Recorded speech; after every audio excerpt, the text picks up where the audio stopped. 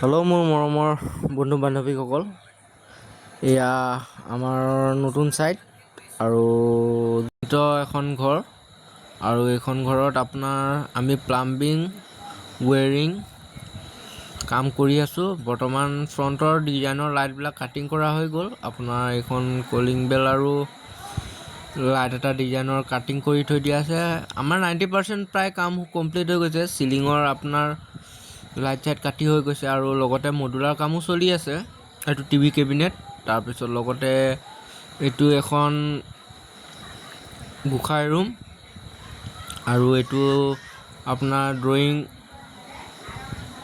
আৰু dining room আৰু এখন গেষ্ট ৰুম হ'ব চাগে, নাজানো সিহঁতৰ। আপোনাৰ এইটো চিলিঙৰ ডিজাইনবিলাক আপোনাৰ লাইটবিলাকো লগাই দিছোঁ, প্ৰায় ষ্ট্ৰিপ লাইটবিলাকো লগাই আছে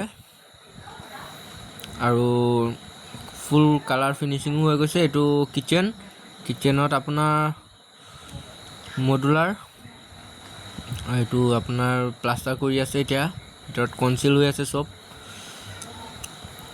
এইটো চাব পাৰি। আমি নিজে প্লাষ্টাৰ কৰি দিওঁ। কোনোবাটো এইটো বাথৰুমতো মিক্সাৰ চিক্সাৰ লগাই মানে প্ৰায় শেষেই হৈছে আৰু গিজাৰৰ পইণ্ট চইণ্ট কৰি চব ফিনিচিং দি আছোঁ। এইটো বেচিন, ভিতৰতে বেচিন এটাও হ'ব, অকল কুমুদটো বহাব আছে। এইটো এটা মেইন বেডৰুম। আপোনাৰ লাইটবিলাক লগাই ওলমাই থৈ দিয়া আছে। বৰ্তমান ফুল ফিনিচিং দিয়া নাই, টেষ্ট কৰি পেলাইহে ফিনিচিং দিয়া হয়তো। আৰু এখন এটাচ বাথৰুম, ইয়াত কুমুদ হ'ব। কুমুদটো অলৰেডি লগাই দিছোঁ আৰু চব হেণ্ড চাৱাৰবিলাকো লগাই হৈ গৈছে প্ৰায়, চাৱাৰ টাৱাৰ। ইয়াত এটা লাইট হ'ব আৰু এইটো বেচিনো হৈ গ'ল। আৰু এখন বেডৰুম,